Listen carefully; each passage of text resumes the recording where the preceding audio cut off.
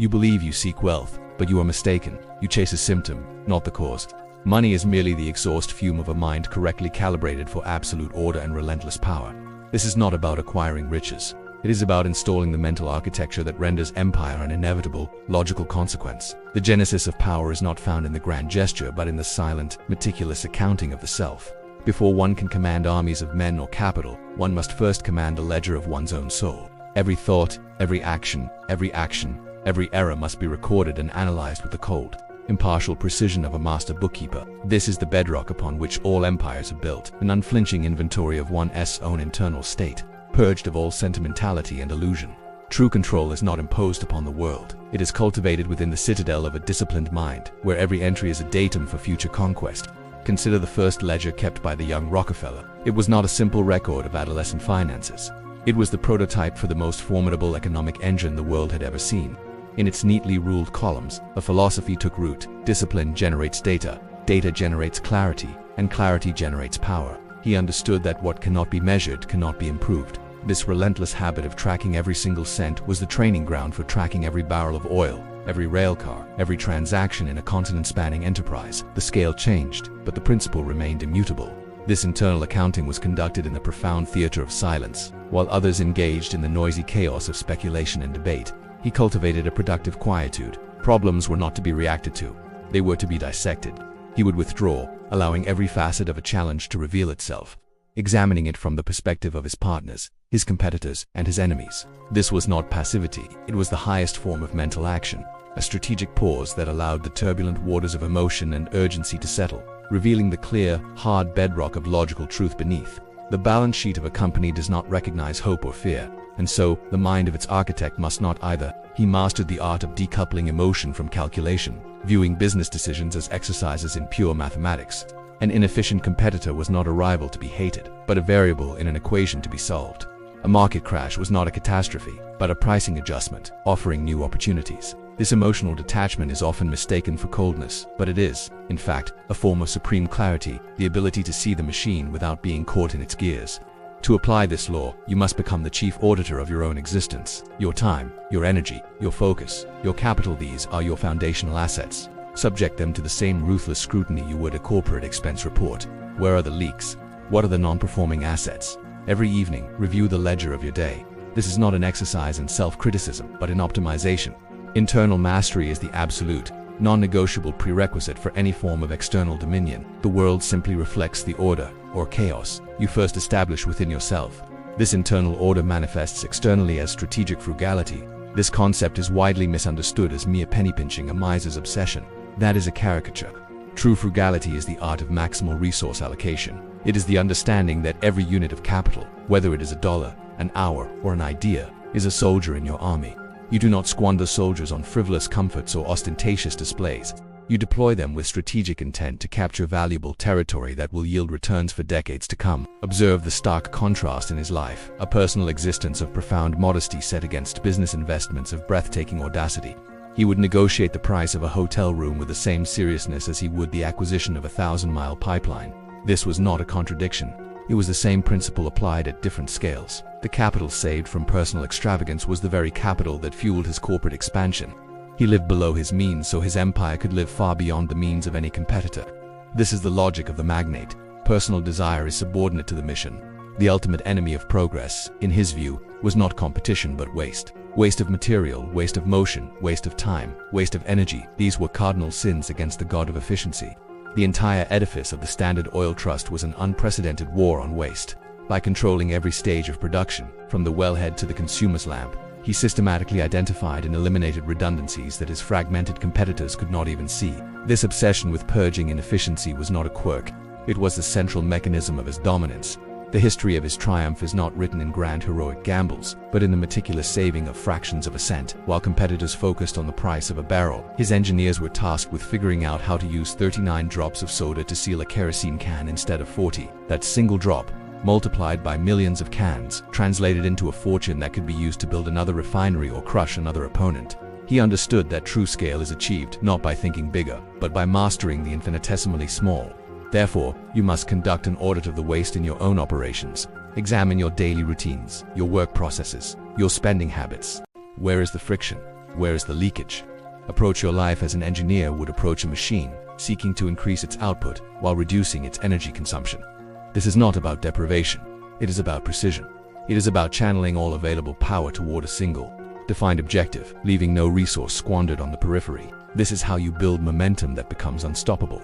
Ultimately, strategic frugality is a tool of power because it preserves optionality. The man who spends everything he earns is a slave to the present moment, unable to act when opportunity appears. Rockefeller, by contrast, treated capital as stored energy. He accumulated vast reserves of it, keeping his powder dry while others exhausted theirs in times of prosperity. When the inevitable panics and downturns arrived, and his competitors were desperate and over-leveraged, he was the only man with the resources to act. He did not merely survive crises, he emerged from them exponentially more powerful. This ability to act decisively in moments of crisis was predicated on a mind that operated on a different timescale from his contemporaries. While others thought in terms of quarters and years, he thought in terms of decades and generations. He was not playing the same game. He was an architect designing a cathedral, fully aware that he might never see its completion, while his rivals were carpenters arguing over the construction of a single room. This is the essence of long-range vision, the ability to see the blueprint of the final structure while others are still clearing the land. Consider his monumental investment in pipelines. At a time when the entire industry was utterly dependent on the railroads, he foresaw that their power constituted a fatal vulnerability. He therefore invested colossal sums in building his own transportation network, a private circulatory system for his empire. The railroad barons laughed, seeing it as an absurd expense. Within a decade he had rendered them obsolete, dictating terms not only to them but to the entire industry. He had not predicted the future. He had constructed the infrastructure that would define it. This is the principle of planting a tree whose shade you will never sit in. It is the discipline of allocating resources to endeavors whose greatest rewards will unfold far beyond your immediate horizon, perhaps even beyond your own lifetime. It demands a profound faith in process and a detachment from the need for immediate gratification. It is the understanding that the most resilient structures are those with the deepest foundations, and deep foundations take time to lay. This long-term thinking is the ultimate competitive advantage, for very few have the patience to cultivate it. To cultivate this faculty, you must practice the art of second and third order thinking. For any given action, do not simply consider the immediate result. Ask yourself, and then what? And after that, trace the potential chain of consequences as far as your intellect can carry you. This mental exercise trains your brain to see beyond the immediate and to recognize the distant. Patterns and tectonic shifts that are invisible to the reactive mind. It transforms you from a player on the board to one who sees the entire board from above. The modern world, with its incessant demands for immediate results and its celebration of instant gratification, is a powerful enemy of this mindset. It trains the mind to be shallow and impatient. Rockefeller viewed this craving for the now as a fatal character flaw, a sign of a weak and undisciplined intellect. He knew that all truly great accomplishments are the result of compound interest, not lottery winnings. And compound interest, whether in finance or in skill, requires one non-negotiable ingredient: time. Ultimately, you must understand that Rockefeller's primary product was not oil. His product was the future. He produced a stable, predictable, and ever-expanding future for his organization by making strategic investments in the present. He bought land that had no immediate use, funded research that had no immediate application, and built systems that were designed for a scale the world had not yet imagined. To think like a magnate is to stop reacting to the present and start actively engineering the future you wish to inhabit. The physical manifestation of this future-oriented thinking was the principle of vertical integration. A true magnate cannot tolerate dependence, for dependence is a synonym for vulnerability. To rely on an external supplier, a third-party transporter, or an independent distributor is to place a critical component of your machine in the hands of another. This was an unacceptable risk. The logical solution, therefore, was to own and control every single step of the process. You must become the master of your own universe. Standard Oil became a perfectly sealed, self-contained system. It owned the tracts of land where the crude was pumped from the earth. It owned the forests for the timber to make the barrels. It owned the factories that manufactured the chemicals for refining. It owned the refineries themselves, the pipelines and rail cars that transported the finished product, and eventually, the wagons that delivered it to the final customer. It was a corporate organism that had internalized all its vital functions, rendering it immune to the pressures and failures of the outside world. The driving mentality behind this colossal undertaking was a philosophical obsession with removing chance from the equation. The world is an inherently chaotic and unpredictable place. A magnate's work is to impose order upon a small piece of that chaos. By controlling the entire value chain, Rockefeller eliminated the volatility of supplier price hikes, the uncertainty of transport strikes, and the whims of middlemen. He transformed a volatile business into a predictable mechanical process, as reliable as a well-oiled clock. How does one apply this in a no-industrial context? You must conceive of your career or your business as a value chain and systematically seek to gain control over each link. If you are a writer, do you depend on a single platform for distribution? If you are a creator, do you depend on one source of traffic? Build your own ecosystem, cultivate your own audience, control your own mailing list, develop multiple streams of income. Each point of dependence is a crack in your armor. Your task is to seal them. The modern economy encourages hyper-specialization, which is a gilded cage. It makes you incredibly efficient at one small task but utterly dependent on the larger system to give that task value. This is a fragile state. The magnate, by contrast, pursues strategic generalization. He seeks not to be the best at one thing, but to control the system in which many things happen. Your goal should be to build a platform, not just to be a performer on someone else's stage. The ultimate objective of vertical integration is sovereignty. It is the freedom to operate according to your own logic, unconstrained by the agendas of others. It is the power to set your own terms, to weather any storm, and to execute your long-term vision without interference. It is the transformation from being a component in a machine to being the architect of the machine itself. This is the structural foundation of all enduring power. Where a vertically integrated system encounters external chaos, its logical impulse is to absorb it and impose order. Rockefeller viewed the wild, cutthroat competition of the early oil industry not as a healthy market, but as a wasteful, inefficient disease. Dozens of small, poorly run companies duplicating efforts, undercutting each other into bankruptcy, and creating instability for all. His solution was not to outcompete them in their chaotic game. It was to end the game altogether through consolidation.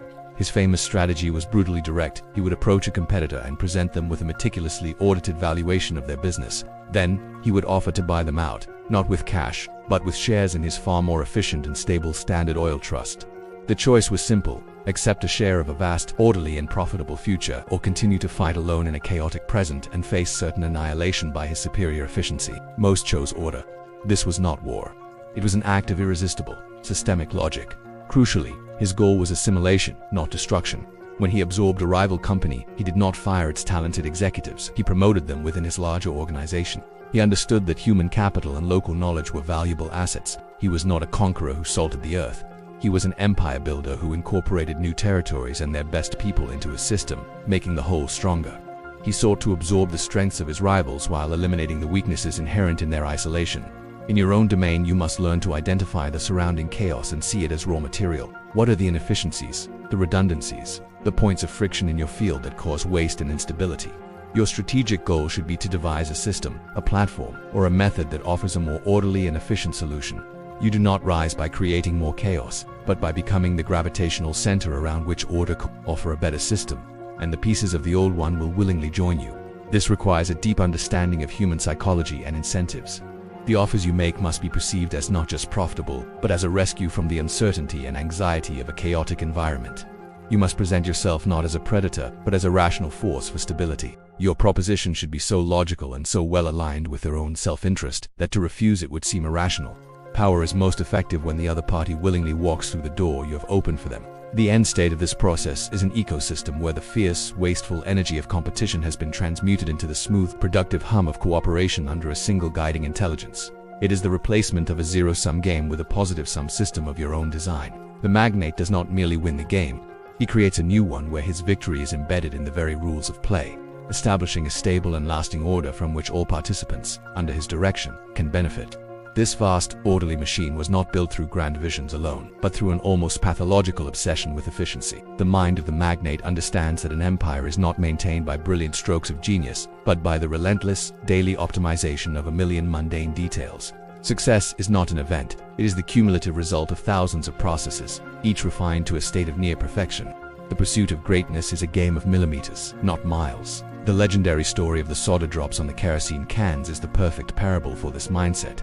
An executive might see it as a trivial concern, beneath his notice. But Rockefeller saw the truth. The entire system was nothing more than the sum of its smallest components.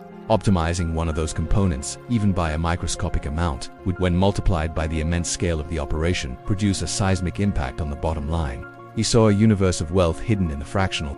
This transforms the role of the leader from a commander into a scientist. Every process, every workflow, every standard operating procedure is not a fixed rule but a hypothesis to be tested. The question is never, is this working? The question is, can this be made 1% better?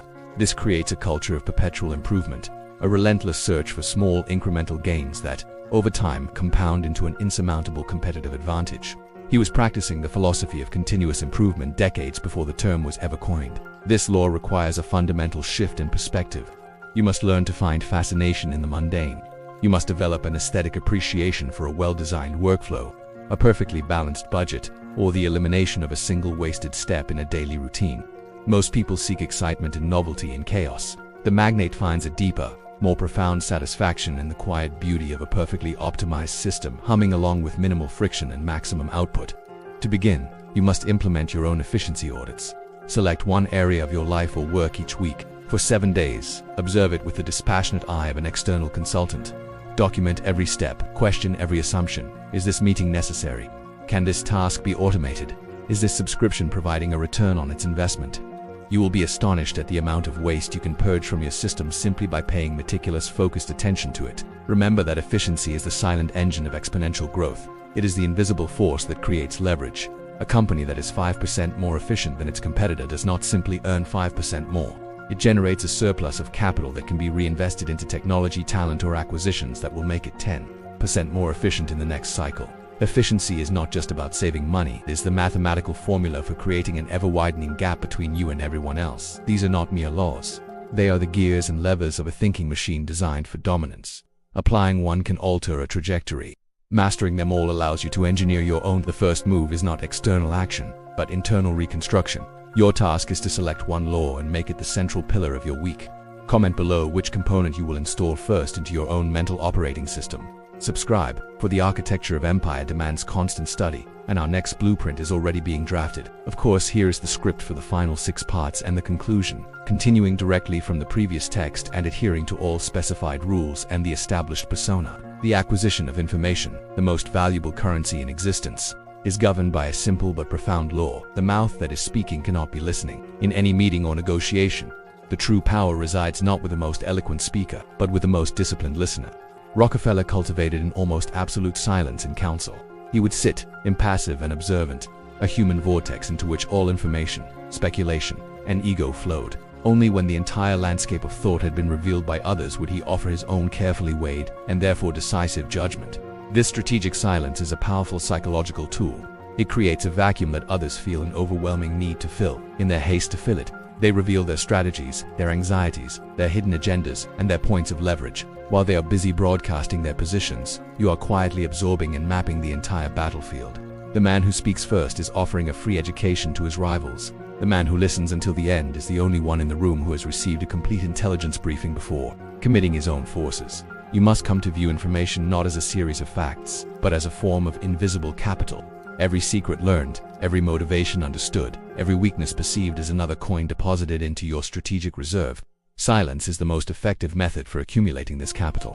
It is an active, not a passive state. It is a focused hunt for the signal within the noise, a deliberate filter that discards the irrelevant and retains only that which confers a decisive advantage. A mind cluttered with its own voice has no room for the intelligence that truly matters. Distinguish clearly between debate and dialogue. A debate is a contest of egos, an athletic event designed to determine a victor. A dialogue is a collaborative search for truth, an engineering project designed to find the optimal solution. The magnate's mind has no interest in winning debates. It is exclusively concerned with arriving at the correct answer. This requires an environment of dialogue, which is nurtured by deep, attentive listening, not by aggressive pontification. You seek not to prove yourself right, but to collectively discover what is right. To practice this, enter your next important conversation with a single rule. You will be the last one to offer a definitive opinion. Instead, dedicate your energy to asking clarifying questions. Could you explain the reasoning behind that assumption? What is the strongest argument against your own position? These are not questions of challenge, but of exploration. They force a deeper level of thinking from everyone, including yourself, and they position you as the calm, rational center of the discussion, the one who truly understands. When you cultivate this discipline, your words, when they are finally deployed, acquire an immense and unusual gravity. Because they are rare, they are treated as valuable. Because they are informed by everything that has been said before, they are invariably more insightful. They do not merely contribute to the conversation, they define its conclusion. This is the ultimate power of the silent council. To speak little, but to have every word shape reality. True authority does not need to raise its voice. Its presence is announced by its deliberate and potent quiet. The value of this liberated mind is directly proportional to your ability to delegate everything that does not require your unique genius. The most critical transition in the journey from operator to magnate is the graduation from being a doer to being an architect. Your hands are a finite resource, capable of executing only one task at a time. Your mind, when freed from the trivialities of execution, is a near-infinite resource capable of designing and overseeing 1,000 simultaneous operations. Your primary function must be to think. This principle is captured in a simple, brutal arithmetic. It is better to have 1% of the effort of 100 men than 100% of your own. The individual is bound by the linear constraints of time and energy. A system, however, can achieve exponential scale. To remain trapped in doing is to willfully place a ceiling on your own potential. True delegation is not the abdication of responsibility. It is the amplification of your reach through the structured efforts of others. You are not a worker. You are a force multiplier. Effective delegation is not an act of trust. It is an act of engineering. You do not simply hand off a task and hope for the best. You design a system, a process, a set of protocols so clear and robust that a competent person can execute your vision with machine-like precision. You must invest the initial time to build the machine of delegation. Document the process, define the expected outcomes, and create the metrics for success. The goal is to make yourself, the architect, redundant in the execution of the plan. The unyielding criterion for delegation is this: if a task can be fully described and measured, it must be delegated. Your time and mental energy are the most scarce and valuable assets in your entire enterprise. They must be reserved exclusively for those activities which cannot be systematized. High-level strategy, critical relationship building, and the deep, silent thinking that foresees the future. To spend your genius on a task that another can be trained to do is the ultimate form of waste. The primary obstacle to this is the ego's fear of losing control. This fear is overcome not with blind faith, but with intelligent verification. You must build feedback loops and reporting systems that give you a clear view of the machine's performance without requiring you to manually operate the levers. Trust the system you have built, but continuously verify its outputs. This allows you to maintain ultimate strategic control while achieving operational freedom. The holy grail of effective leadership. The final aim of structured delegation is the complete liberation of your cognitive bandwidth. Your mind must be a serene and uncluttered space, free to contemplate the grand architecture of your empire. While others are drowning in the urgent demands of the day, you must be floating above it all, observing patterns, connecting disparate ideas, and plotting your moves 3, 5, 10 steps ahead. You are the central processing unit. Your job is not to run the individual programs, but to design the entire operating system. Within this liberated mind, you must cultivate an almost perverse attraction to adversity. The average man fears crisis. He prays for stability and placid markets. The magnate understands that crisis is not a threat, it is a cleansing fire. It is the great filter that burns away the weak, the inefficient, and the overly rigid, leaving the field clear for the disciplined and the prepared. Panic in the marketplace is not a signal to flee. It is a dinner bell announcing that assets are now on sale at a deep discount. You must learn to follow the sound of the cannons. The time to invest, to expand, to acquire, is precisely when others are terrified.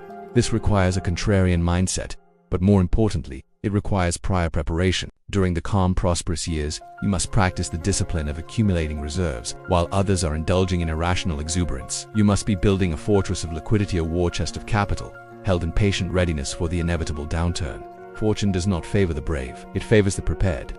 This preparation is as much psychological as it is financial. You must train your emotional responses. When the storm hits, the untrained mind is flooded with fear and the primitive urge for self-preservation. Your mind must be trained to see the same event as a rare and beautiful opportunity. You must remain an island of cold logic in a sea of emotional hysteria. This emotional discipline is your single greatest competitive advantage when chaos reigns, for it allows you to think clearly when no one else can. Reframe every problem that confronts you. An obstacle is not a dead end. It is a strategic question that has not yet been answered. A setback is not a failure. It is a data point that provides valuable intelligence for your next move. A crisis is not the end of the game. It is a fundamental reordering of the board that invalidates old strategies and creates openings for new ones. You must become an alchemist who can transmute the base metal of crisis into the pure gold of opportunity. The magnate actively seeks out moments of maximum pessimism. He understands that the greatest fortunes are not made in bull markets, but are born from the ashes of bear markets. He moves with decisive force when the blood is in the streets, even if some of it is his own. He knows that adversity is the ultimate test of a system's resilience. It is the unforgiving forge that burns away all impurities and leaves behind only the tempered steel of a true and enduring empire. As this empire grows, its most valuable and vulnerable asset becomes its reputation. This is not a matter of public affection. It is a matter of strategic defense. Your reputation is an invisible fortress that surrounds your operations. It can repel political attacks, attract the best talent, and pacify regulators. It is to be constructed with the same deliberate engineering and ruthless logic as any physical asset. it must be actively managed, never left to the whims of public opinion. Rockefeller understood that his early reputation as a ruthless monopolist was a strategic liability. His response was not to issue denials, but to launch a project of narrative reconstruction on a scale the world had never seen. His later life philanthropy was not merely an act of altruism. It was the single greatest public relations campaign in history. He did not just give away money. He used his wealth to systematically build institutions that would forever associate his name with progress, science, and enlightenment. Consider the simple, brilliant act of handing out shiny new dimes to children. It was a microtransaction in personal branding. For the cost of 10 cents, he created a tangible, positive memory linked directly to his person. It made him seem human, accessible, and generous. It was a simple, scalable gesture designed to counteract the abstract narrative of the heartless tycoon. You must control your own story, in both grand gestures and small details, before your enemies write it for you. Your reputation is a force multiplier. A foundation of unwavering integrity and perceived goodwill opens doors that would otherwise remain sealed. It allows you to secure financing on better terms, to forge partnerships with greater ease, and to weather public storms that would sink a less esteemed enterprise. A good name is not a moral luxury. It is a form of capital, as real and as potent as any line of credit. You must protect it with fierce jealousy. Begin today by defining the core tenets of the reputation you wish to build. What are the 3 words you want to be synonymous with your name? Integrity, innovation, reliability. Then, audit every single one of your actions, from the emails you send to the projects you launch, against these tenets. Reputation is not built in a day. It is forged through 1,000 acts of unwavering consistency. Every interaction is a deposit into, or a withdrawal from, your reputational bank account. Ultimately, your reputation is the advance guard of your legacy. It is the narrative that will precede you in rooms you have not yet entered and that will persist long after you have departed. A magnate does not simply build a business. He forges a name that becomes an institution in itself, a symbol of the values and the power he embodied. Manage it as the priceless and strategic asset that it is. This legacy is ultimately solidified not through accumulation, but through redistribution, a redistribution guided by the same strategic intelligence that built the fortune in the first place. Philanthropy in the Rockefeller model is not charity. Charity is giving a man a fish, a temporary solution to a surface-level problem. Systemic philanthropy is redesigning the entire fishing industry to eliminate the root causes of hunger. It is the final application of business logic to the problems of humanity. He did not simply write checks to worthy causes. He created institutions. The University of Chicago, the Rockefeller Institute for Medical Research. These were not donations. They were strategic, long-term investments in the foundational pillars of society, education and science. He sought to fund, not projects but platforms, engines of progress that would continue to generate returns for humanity for centuries, operating with the same principles of efficiency and vision as his own businesses. The goal was to solve problems at their source. Instead of funding hospitals to treat hookworm, his foundation launched a global campaign to eradicate the disease entirely. This is the mindset of the magnate applied to the social sphere. Identify the systemic bottleneck, the root cause of the inefficiency, and apply overwhelming force and capital to that single point until the problem is permanently solved. It is an act of supreme ambition and profound unsentimental logic. This approach represents the ultimate stage of vertical integration. Having first mastered the systems of industry and finance, the magnate turns his attention to mastering the underlying systems of society itself. It is the final act of imposing order, of replacing chaos and suffering with rational, well-engineered solutions. It is the logical endpoint of a life dedicated to the principle that any complex problem can be broken down and solved through disciplined, systemic thinking. As you build your own resources, you must resist the temptation of random acts of kindness. Think instead of your legacy investment. Where can you apply your unique capital, be it money, knowledge, or connections, to create a self-sustaining system for positive change? Do not simply support an organization. Help it build a better business model. Do not simply fund a project. Create an institution. Think like a founder, not a donor. This is how a legacy transcends mere wealth and becomes a permanent feature of human progress. The money is just the fuel. The true legacy is the machine you build with it, a machine designed to run forever, continuously solving the problems you targeted. The name Rockefeller is remembered today less for the oil he sold and more for the diseases his foundation cured and the knowledge his universities created. The final act of power is to make your contribution immortal. The final law is the understanding that the ultimate creation is not a company, but a dynasty. This is not about bloodlines and inherited privilege in the aristocratic sense. It is about engineering a system for the preservation and growth of capital, vision, and values across multiple generations. The true test of an empire is not its size at the peak of its founder's power, but its continued coherence and growth a century after he is gone. A magnate thinks in terms of permanence. He was famously obsessed with educating his descendants not to be idle inheritors of wealth, but to be disciplined stewards of a great responsibility. He subjected them to the same rigorous accounting and frugal principles that he had imposed upon himself. He understood that wealth without a guiding philosophy and a strong work ethic would destroy his family and his life's work. The culture had to be as resilient as the financial trusts. This is the purpose of mechanisms like the family office and the perpetual charitable foundation. They are not merely legal structures for minimizing taxes. They are operational systems designed to professionalize the management of a legacy. They codify the founder's values, establish rules for governance, and ensure that the capital is deployed according to the original strategic intent, insulating it from the whims and follies of any single generation. This requires a profound psychological shift from a mindset of ownership to one of stewardship. You must see yourself not as the king of an empire you own, but as the first in a long line of caretakers tasked with building and then passing on a machine that is far greater and more enduring than yourself. Your personal life is finite. The system you design can be, for all practical purposes, immortal. The goal is to achieve systemic, not personal, immortality. Therefore, as you build, you must also codify, write down your principles. Create your personal operating manual.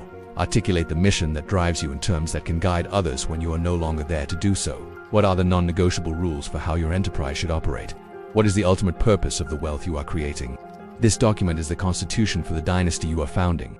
This is the final, transcendent thought of the magnate. The construction of a personal fortune is merely the first stage. The true life's work is the creation of a self-perpetuating system that will continue to execute your vision, compound your capital, and uphold your values long after your name has become a footnote in history. You do not truly succeed until you have made yourself obsolete. That is the ultimate triumph of the architect. These are not 48 disparate laws. They are the interlocking gears and circuits of a singular thinking machine designed for the methodical construction of power. Applying a single principle can alter your trajectory. Integrating the entire system allows you to engineer your own reality. The first move is not external action, but internal reconstruction. Your immediate task is to select one of these laws and make it the unshakable foundation of your coming week. Comment below which component you will install first into your own mental operating system. Subscribe, for the architecture of empire demands constant study, and our next blueprint is already being drafted.